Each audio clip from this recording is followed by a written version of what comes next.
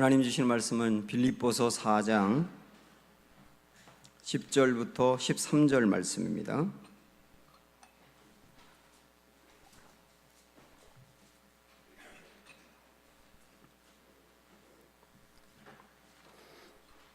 신약성경 322쪽 빌립보서 4장 10절부터 13절 말씀.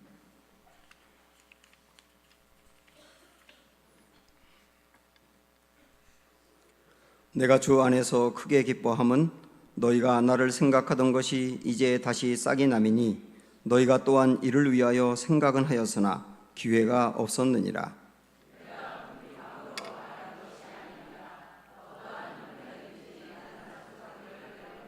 나는 비천에 처할 줄도 알고 풍부에 처할 줄도 알아. 모든 일 곧 배부름과 배고픔과 풍부와 궁핍에도 처할 줄 아는 일체의 비결을 배웠노라. 내게 능력 주시는 자 안에서 내가 모든 것을 할 수 있느니라. 아멘. 우리 서로 둘러보시면서 인사하실까요? 주님이 하십니다 하고 인사합니다.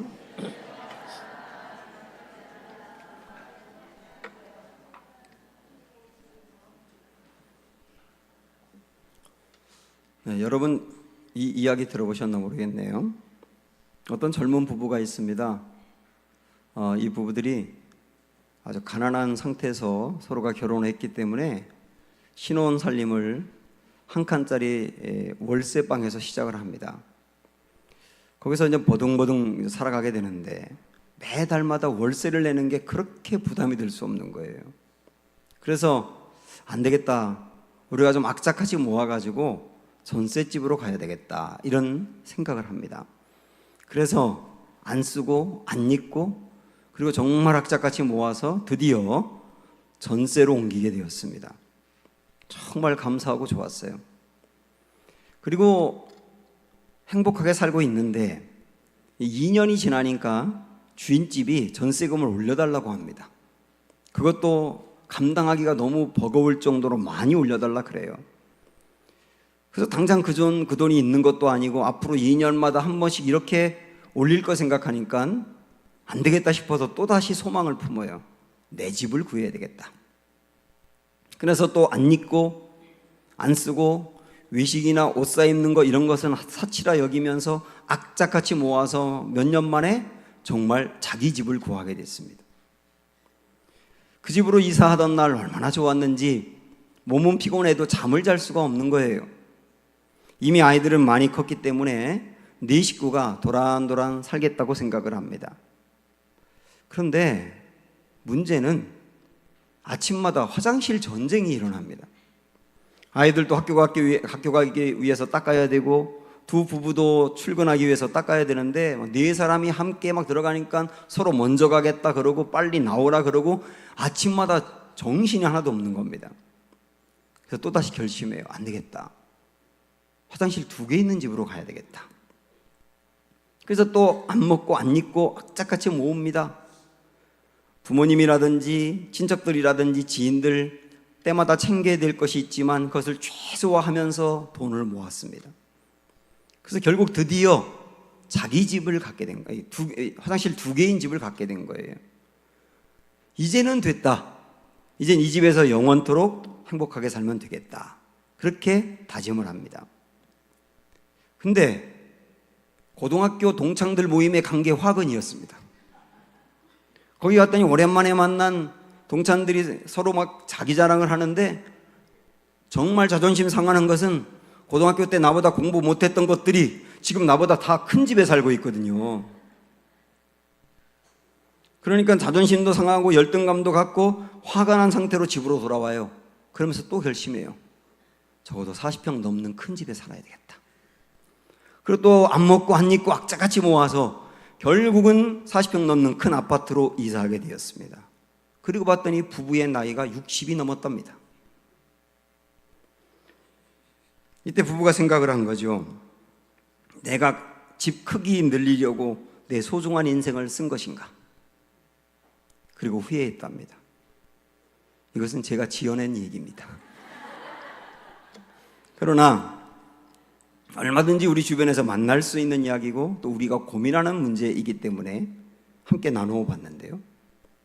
결국 이들의 그 문제는 우리 문제이기도 한데 만족하지 못하는 거예요. 만족하지 못하는 이유는, 가장 큰 이유는 비교하기 때문입니다. 다른 사람과 비교해 보면서 그 사람이 그 정도 살면 나도 이 정도 살아야 된다고 생각을 하고, 그래서 그거 정도는 있어야 된다고 생각을 하다 보니까 끊임없이 불만이 생기는 거죠. 이런 비교뿐만 아니라 탐심이라든지 자기를 드러내고 싶어하는 체면의식이라든지 이런 것들이 다 모아져서 만족을 누리지 못하는 거예요. 그렇게 본다면 만족하고 산다는 것이 얼마나 중요합니까? 그러나 만족한다는 건 쉬운 문제가 아닙니다. 이게 어떻게 가능할까요? 빌립보 교회가 옥에 갇혀 있는 바울을 생각해서 영치금을 보냈어요. 그것 때문에 바울이 참 기뻐하는 모습이 오늘 말씀 10절에 먼저 나옵니다. 보세요. 10절. 내가 주 안에서 크게 기뻐함은 너희가 나를 생각하던 것이 이제 다시 싹이 남이니 너희가 또한 이를 위하여 생각은 하였으나 기회가 없었느니라. 이 빌립보 교회가 이전에 옥에 갇혀 있는 바울에게 영치금을 계속 넣어 주었었는데 언젠가부터 이게 끊어졌었거든요. 그러다가 다시 기회를 갖고 돈을 보내준 것을 보면서 바울이 기뻐하고 있습니다. 그러나 바울이 크게 기뻐하는 이유는 그가 필요했던 돈이 생겨서가 아니에요.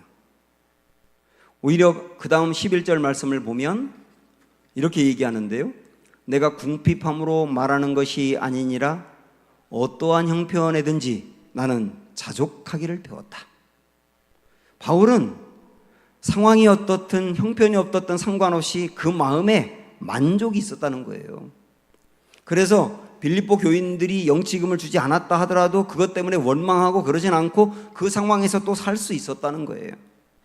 그래서 돈이 생긴 것 때문에 크게 기뻐하는 게 아니고 그가 크게 기뻐하는 것은 사랑을 받았기 때문입니다. 빌립보 교인들이 그 옥에서 고생하는 바울을 생각했다는 것이 고맙고, 생각만 한 것이 아니라 돈을 모아서 그 멀리 돈을 보내주었다는 것이 고맙고, 지금같이 통장으로 입금할 수 있는 게 아니기 때문에 에바브로 디도라고 하는 사람 편을 통하여서 그 먼 거리까지 돈을 가져와서 실제 준 것이 그렇게 고맙고 기쁜 거예요. 사랑을 받고 관심을 받고 외롭고 힘들 때 도와준 사람이 있다는 게 고마운 거예요. 제가 청년 목회할 때 저희 제자였던 한 친구가 저에게 계속 배즙을 보내줍니다. 그래서 제가 농담으로 내 몸에는 배즙이 흐른다 그러면서 제가 고맙다 문자를 보내기도 했는데 늘 배즙을 보내줘요. 저는 배즙이 생기고 제가 먹을 수 있어서 고맙기도 하고 기쁘기도 하지만 그 마음이 너무 고마운 거예요. 벌써 헤어진 지가 10수년이 됐는데도 불구하고 제가 이전 청년 목회할 때 목이 안 좋아서 수술도 하고 그랬었거든요. 그걸 생각해서 목사님 이거 드시고 목 관리 잘하세요. 그리고 보내주는 그 마음과 사랑이 그렇게 고마울 수 없는 거예요. 제가 그걸 받기만 하면 그냥 눈물이 핑 돌아요. 지금도 물질적으로 어려운 분들을 챙겨주는 우리 교회 교우들이 있습니다. 육신의 병에 걸렸다든지 외로워서 힘들고 어려워하는 분들을 찾아가서 시간을 함께 보내며 위로하는 분들도 많아요. 내게 필요한 물질이 생기기도 하고 그래서 좋은 것도 있지만은 사랑받아서 좋은 거예요. 그래서 그런 사랑을 받으면 어떤 생각이 드느냐면 정말 힘들고 어려웠었는데 야, 세상은 살만해. 그 세상이 긍정적으로 보이는 겁니다. 그러면서 사람이 도와주었는데도 하나님 감사해요. 하나님이 도왔다고 여기면서 믿음이 좋아지는 거예요. 그러면서 신앙생활 더 열심히 해야지 하고 신앙생활 열심히 하겠다고 결심하는 겁니다. 그래서 우리가 누군가를 돌아보고 도와준다는 건 이렇게 기쁜 일이 되는 겁니다. 바울은 그래서 기쁜 거예요. 그런데 오늘 이 말씀의 핵심은 바울이 마음에 기쁘지만은 그러나 자기는 어떤 상황에서든지 자족할 수 있다는 거거든요. 그게 이제 오늘 말씀의 핵심이에요.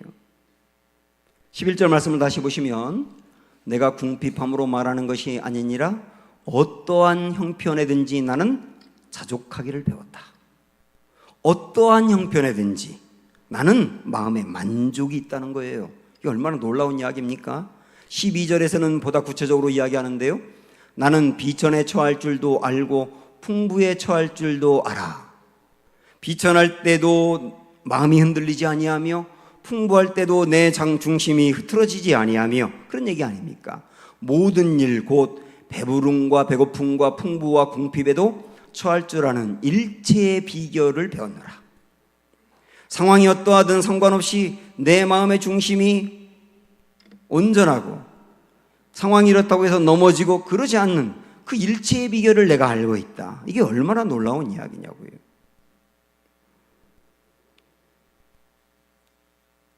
바울의 이 말은 좀 구체적으로 말씀을 드리면 궁핍한 상황, 비천한 상황이 있지 않습니까? 살다 보면 그럴 때에도 지나치게 염려하지 않는다는 거예요. 그리고 마음이 낙심에 빠지거나 비굴하지 않는다는 겁니다.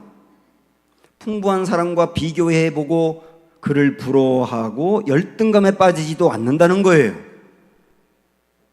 설령 내가 풍부할 때라도 내가 돈이 많다거나 풍부하다고 해서 교만하지도 않는다는 겁니다. 마음이 높아져서 다른 사람들을 하대하며 낮추고 그러지 않는다는 거예요. 그리고 부유하다고 해서 방심한 나머지 타락하지 않는다는 거예요. 여기서 비천하다, 궁핍하다, 풍부하다 그 말은 단지 물질만을 이야기하는 것이 아니라 비천하다고 하는 것은 물질적인 어려움을 포함하여 인생 자체가 고난이 심하다는 것을 말하고 있고요.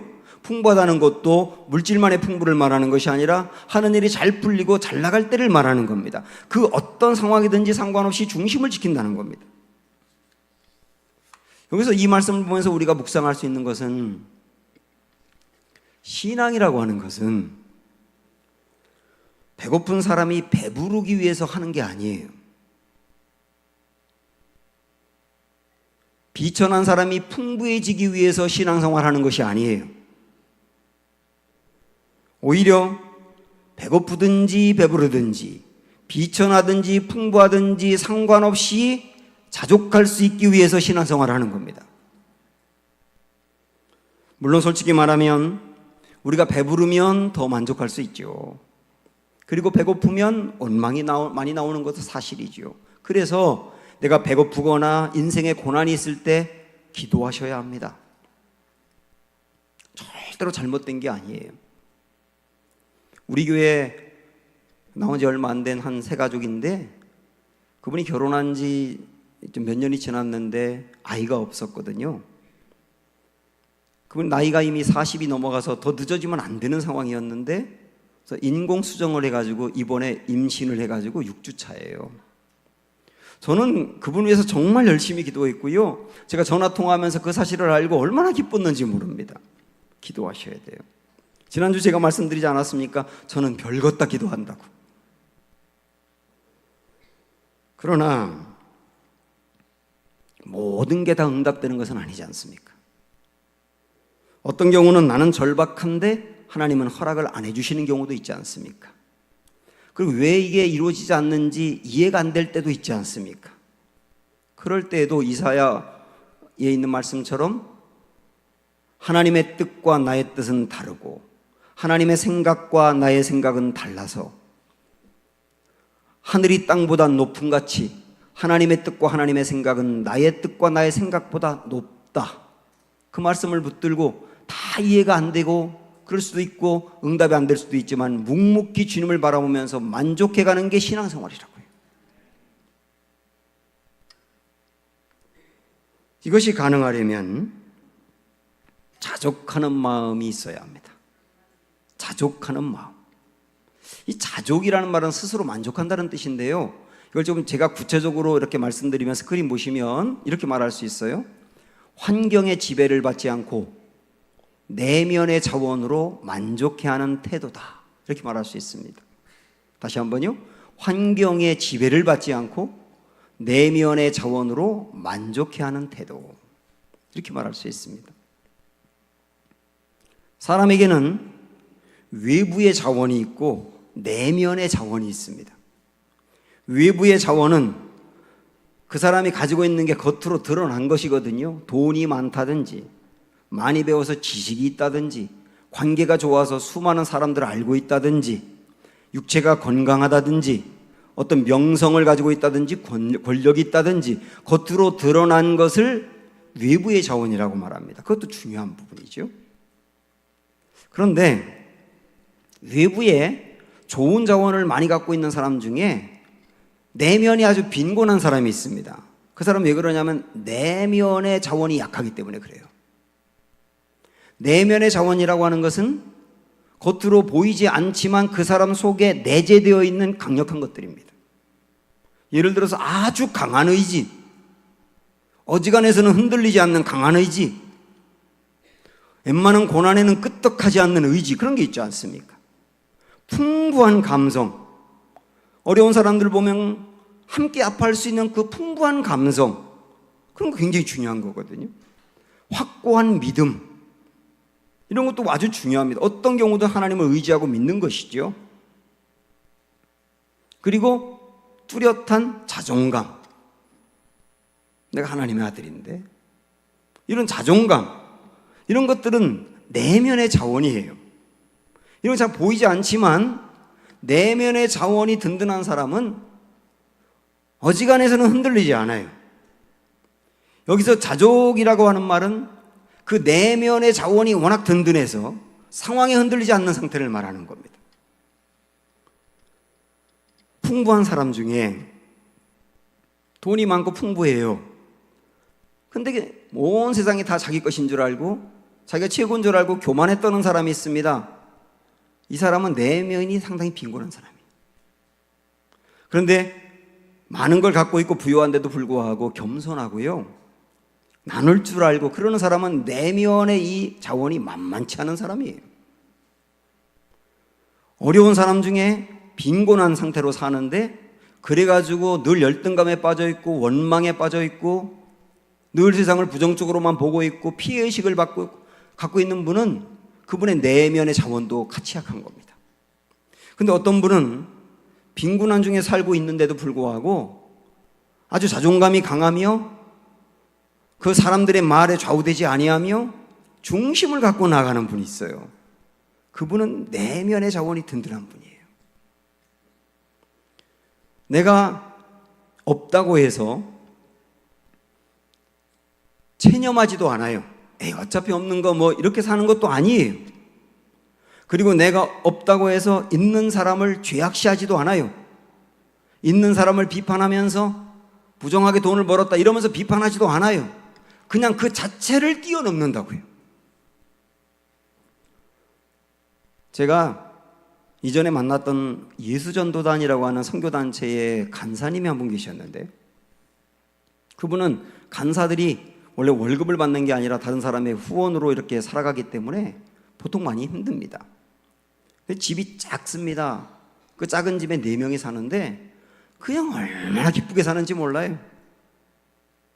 그냥 도란도란 재밌게 살고요, 가끔 한 번씩 회식이래야 뭐 밖에 나가서 먹는 갈비탕 한 그릇 먹는다든지, 그럼 가끔 먹으면 그걸 그렇게 천국에 온 것처럼 기뻐하고, 그렇게 살아가다가 어떤 분이 이분들을 보면서 참 마음에 감동도 받고 그래서 외국으로 일하러 가면서 몇 년 동안 집을 비우게 되니까 그 집에서 살라고 그 집을 주었는데 굉장히 큰 집입니다. 거기서 또 하나님이 주신 선물이라 그러면서 누리는 겁니다. 그냥 기쁘게 그렇게 누려요. 그걸 뭐 죄악시하지 않아요. 그러다가 다시 그분이 돌아와서 또 작은 집으로 가니까 또 작은 집에서 또 사는 거예요. 세상에 그분 보면서 무슨 도산가 그런 생각이 들더라고요. 이게 자족이라고요. 상황을 뛰어넘는 어떤 그 마음의 내면의 든든한 자원을 갖고 살아가는 태도. 바울이 고백한 것이 생각이 나는데 한번 여기 말씀을 보시겠습니까? 이렇게 고백합니다. 시작. 우리는 속이는 자 같으나 참되고 무명한 자 같으나 유명한 자요, 죽은 자 같으나 보라 우리는 살아있고 징계를 받는 자 같으나 죽임을 당하지 아니하고 근심하는 자 같으나 항상 기뻐하고 가난한 자 같으나 많은 사람을 부유하게 하고 아무것도 없는 자 같으나 모든 것을 가진 자로다. 여기 보면 뭐 같으나 뭐한 사람이다 이렇게 나오는데 앞부분은 세상 사람들이 그들을 보고 하는 얘기예요. 세상 사람들이 마지막 것만 놓고 보면 세상 사람들이 바울과 또 바울과 함께하는 사람들을 보면서 아유 아무것도 없네, 가진 게 아무것도 없네, 그러면 안타까워하지만 바울은 아니요 난 모든 걸 갖고 있어요. 내 안에 하나님이 계셔서 나 부유한 사람이거든요. 그렇게 말할 수 있는 사람이라는 거예요. 이게 자족하는 마음이죠. 우리의 마음이라는 게 채워도 다 채울 수 없는 거 아닙니까? 그래서 그것만 있으면 내가 만족하겠다 했다. 그것이 채워지면 또 다른 것이 생겨서 그것도 있어야 되겠네. 채워지면 또 다른 거. 평생을 그러고 살 가능성이 많거든요. 그래서 우리에게 자족하는 마음이 얼마나 중요한지 몰라요. 이 은혜가 우리에게 있기를 축복합니다. 그런데 이 자족하는 마음은 절대로 저절로 생기는 게 아닙니다. 모든 사람은 상황이 어려우면 원망하게 돼 있고요, 상황이 좋으면 기뻐하게 돼 있고요. 그 모든 사람의 기본적인 마음이거든요. 그런데 어떤 상황에서든지 그 마음의 중심을 지키고 자족한다? 절대로 그냥 되는 게 아니라고요.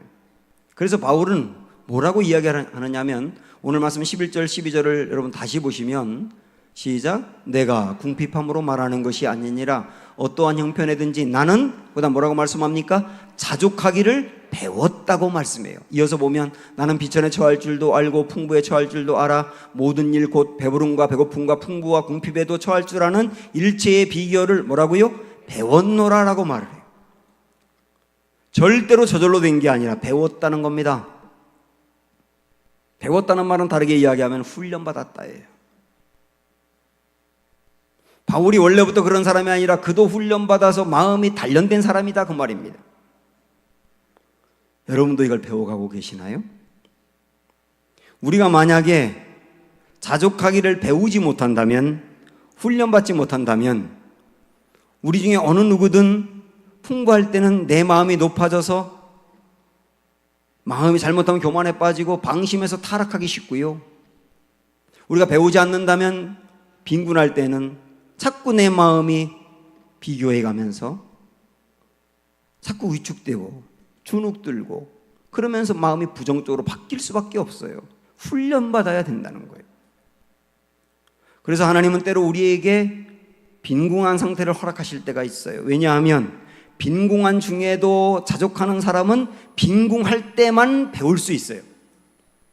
풍부할 때 절대 배우지 못하는 게 빈궁할 때만 배울 수 있는 거예요. 그래서 하나님 우리에게 다양한 상황을 허락하실 수가 있어요. 배워야 되는 겁니다. 그럼 어떻게 배울 수 있나요? 어떻게 하는 게 배우는 건가요? 이런 질문이 생기지 않겠습니까? 13절이 답이에요. 자, 시작. 내게 능력 주시는 자 안에서 내가 모든 것을 할 수 있느니라. 여러분 이 말씀 정말 좋아하시죠? 이 말씀 좋아하셔가지고 액자에다가 그냥 걸어놓는 분, 식당 개업할 때 거의 2집 중에 한 집은 이거 걸어 있더라고. 그 다음에 사업하면 이 사장님 사무실에 이것도 있어요. 그래서 하나님 내게 능력 주셔서 모든 것을 할 수 있는, 우리 집도 모든 게 다 풀리고 우리 식당 대박 나고 내 사업도 잘 되고 그런 마음으로 걸어놨는데, 죄송한 마음이지만 이 말씀은 그렇게 적용할 말씀은 아니에요. 이 말씀은 내게 능력 주시는 자 안에서 내가 모든 것을 할 수 있다라고 하는 이 말씀은 앞에 있는 말씀하고 연결해 봐야 되지 않습니까? 지금까지 바울이 무슨 말을 했느냐면 나는 어떤 상황에서든지 빈궁할 때든지 풍부할 때든지 내 마음이 흔들리지 아니하며 자족할 수 있는 일체의 비결을 알았다, 그런 말씀했지 않습니까? 그래서 여기서 말하는 모든 것을 할 수 있다는 것은 어떤 상황에서든지 나는 자족할 수 있다예요. 어떤 상황에서든지 내 마음이 흔들리지 아니하며 자족할 수 있다, 이게 모든 것을 할 수 있다는 뜻이거든요. 그러면 어떤 상황에서든지 내 마음이 자족할 수 있는 이 모든 것은 어떻게 가능한가요? 내게 능력 주시는 자 안에서예요. 내게 능력 주시는 자 안에서 이게 가능하단 말입니다. 바울이 배웠다라고 말하는 것은 내게 능력 주시는 자 안에서 이 일을 터득했다는 뜻이에요. 오늘 또 우리에게 그 은혜가 있어야 합니다. 그러면 내게 능력 주시는 자 안에서라고 말했는데요, 능력 주시는 자 안에서라고 하는 말은 능력 주시는 자가 예수님이거든요. 그러니까 예수님 안에서인데, 이걸 다르게 쉽게 말씀드리면 예수님을 힘입어라고 말할 수 있습니다.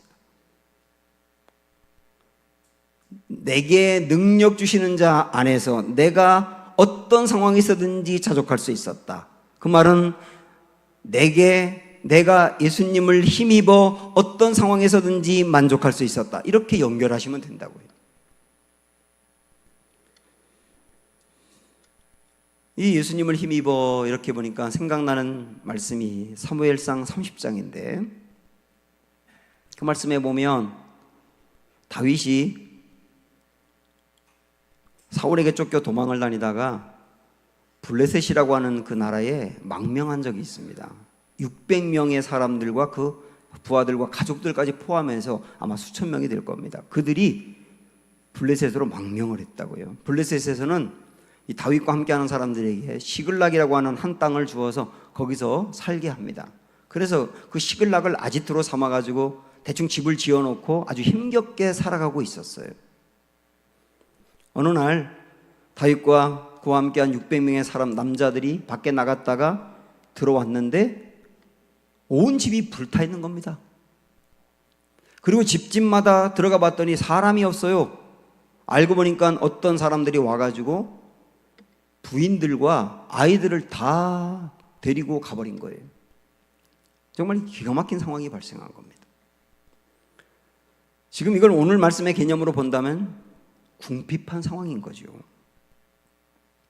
그때 말씀에 보면 모든 사람들이 다 울 기력이 없도록 그 남자들이 통곡하면서 울었다고 나와요. 그런데 그 다음에 보면 600명의 사람들은 울고 난 다음에 이 모든 책임이 다윗이라고 생각해서 다윗에게 돌을 들어 던지려고 해요.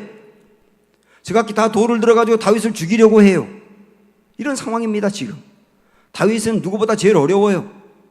그도 아내들과 아이들을 잃어버렸습니다. 그들을 찾아야 되는데 어디로 가야 될지 몰라요. 그가 지금 이 공동체의 리더인데 이 문제를 수습을 해야 되는데 수습하기는커녕 사람들이 자기를 죽이려고 해요. 이 절박하고 다급한 상황입니다. 그런데 성경에 보면 놀라운 말씀이 있어요. 6절 말씀 보세요. 시작. 백성들이 자녀들 때문에 마음이 슬퍼서 다윗을 돌로 치자 하니 다윗이 크게 다급하였으나 그 다음 그의 하나님 여호와를 힘입고 용기를 얻었더라. 그의 하나님 여호와를 힘입었다. 야, 그 다급한 상황에 사람들이 자기를 죽이려고 하고 그 마음이 완전히 무너져 내리는 그 궁핍한 상황에 여호와를 힘입었다. 여호와가 주시는 힘을 얻었다. 그래서 힘을 얻어가지고 용기를 냈다. 그 말하니 이게 신앙이거든요. 사방을 둘러봐도 답이 없는 상황에서 여호와 하나님이 그에게 힘을 주어서 일어날 용기가 생겼단 말이에요. 문제를 수습할 힘이 생겼고 다시 가자라고 하는 용기가 생겼단 말이죠. 이게 신앙이라니까요. 그러면 여기서 우리가 고민하는 것은 여기에 600명의 사람들이 있는데 그 600명의 사람들도 다 하나님을 믿는 사람들이거든요. 근데 하나님을 믿는 그 사람들은 이 다급한 상황에서 다윗을 죽이려고 하는데 다윗은 어떻게 이 상황에서 여호와를 힘입고 용기를 얻었을까 하는 겁니다. 절대로 위기를 만났다고 해서 금방 여호와 하나님을 힘입고 용기 내는 게 아니라는 뜻이에요. 다윗은 그동안에 수년에 걸쳐서 고생하면서 단련이 된 겁니다. 그가 사울에게 쫓겨 동굴에서 몇 년 동안 혼자 숨어 살았는데요, 그 동굴에 있으면서 외롭고 힘들고 두려울 때 그때도 여호와 하나님을 바라보며 힘을 얻었습니다. 사울이 자기를 죽이기 위해서 3,000명의 사람들을 이끌고 그를 포위한 적이 있습니다. 한 산 위에 그가 도망가 있는데 사방에서 3,000명이 포위해서 올라오는 겁니다. 병사들의 소리가 점점점 가까이 들려요. 그 절박한 상황에서도 주님을 의지하고 힘입는 경험이 있어요. 물론 다윗도 넘어진 적이 있습니다. 그도 도망다니고 힘들고 어려울 때 주님만 바라보다가 너무 힘드니까 아예 외국으로 망명을 가버린 실수를 범하기도 하거든요. 그도 완벽한 게 아니라 넘어졌습니다. 주님을 의지하다 그렇지 않다가 했어요. 그러나 다시 일어나 주님을 또 바라보는 거예요. 그런 과정들이 모아져서 나중에 이 위기 상황에서 여호와를 힘입고 용기를 얻었더라가 나온단 말이에요. 그러므로 사랑하는 여러분, 지금 나를 둘러싸고 있는 환경이 어려울 때 주님을 바라보는 은혜가 있길 바랍니다. 그 상황에서 기도하시길 바라고, 초점을 주님께로만 두고 주님이 나에게 뭐라고 말씀하는가 그거 들으려고 해야 합니다. 시편 31편에 있는 말씀 하나를 더 보면, 시편 31편에 보면요, 다윗이 어떤 문제로 고난을 당했는데 그 고난의 강도가 워낙 강합니다. 그래서 여기 말씀 보시면 9절 10절에 이렇게 말씀해요.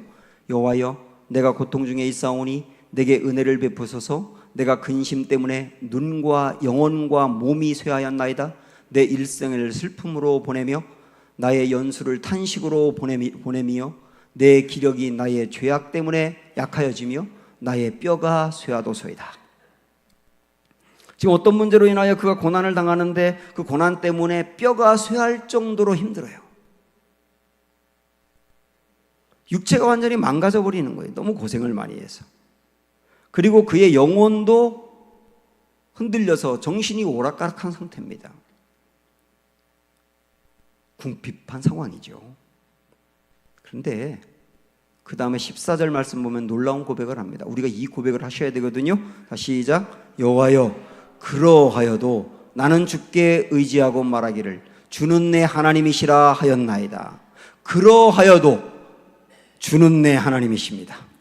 자, 시작 해보세요. 그러하여도 주는 내 하나님이시니다. 지금 나의 상황과 환경이 이렇지만 그러나 나는 주님을 바라봅니다. 그러나 주님에겐 답이 있습니다. 그러나 주님이 나를 잡아줄 겁니다. 그것이 바로 여호와를 힘입는 겁니다. 그러면서 용기를 내는 거예요. 이게 오늘 말씀으로 말하면 능력 주시는 자 안에서 힘을 내는 거죠. 고난의 터널을 통과하고 있는 여러분, 단순하게 우리의 초점을 하나님께로 향하시기 바라고, 그러하여도 주는 내 하나님이라 소망을 품으시며 하나님을 의지하고 바라보셔서 주님이 여러분이 어떤 상황에서든지 자족할 수 있는 은혜 주시기를 주님의 이름으로 축원합니다. 함께 찬양합니다. 오직 예수뿐이네.